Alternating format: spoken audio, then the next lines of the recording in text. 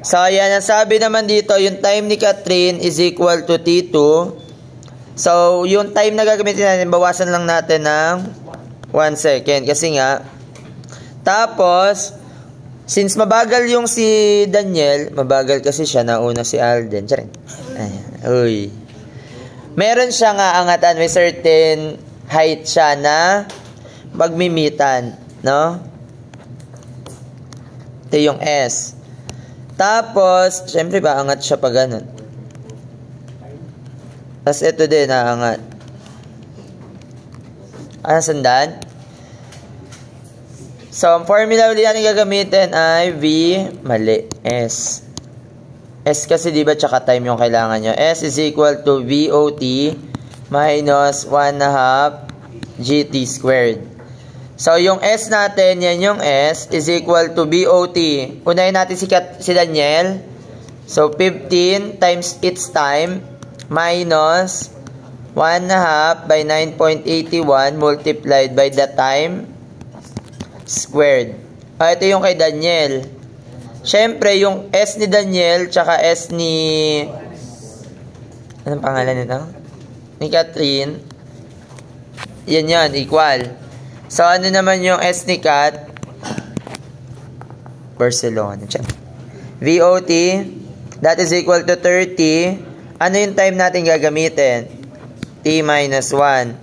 Minus 1/2 by 9.81 times T minus 1 squared.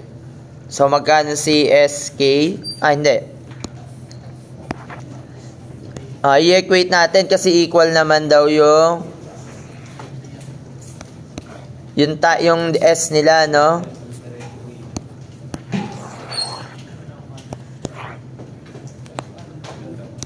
So, magkano yung time?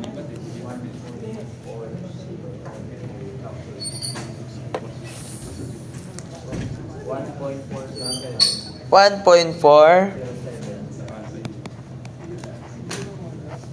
So, ito yung time na magmi-meet sila, no? And then, how far above the ground will the stone at the same level? So, ibig sabihin, pwedeng si SD or pwedeng SK. So, alin yung mas iwaigsi? So, substitute mo na lang dito si 1 point something. 1 point something something.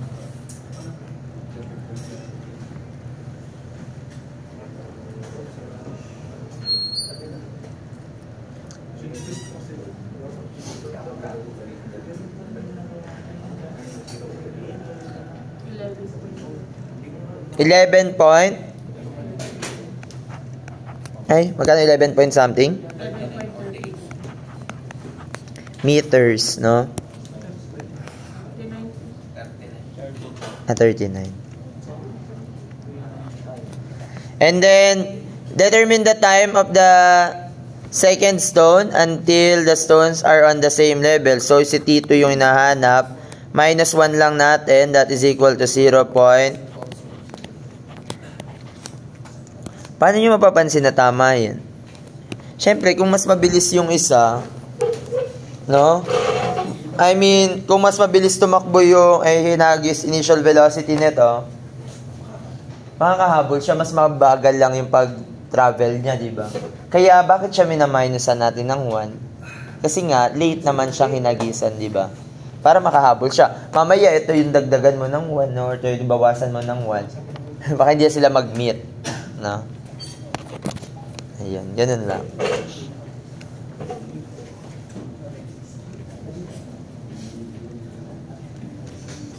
So, makakapag-discuss pa naman tayo ng before CFES.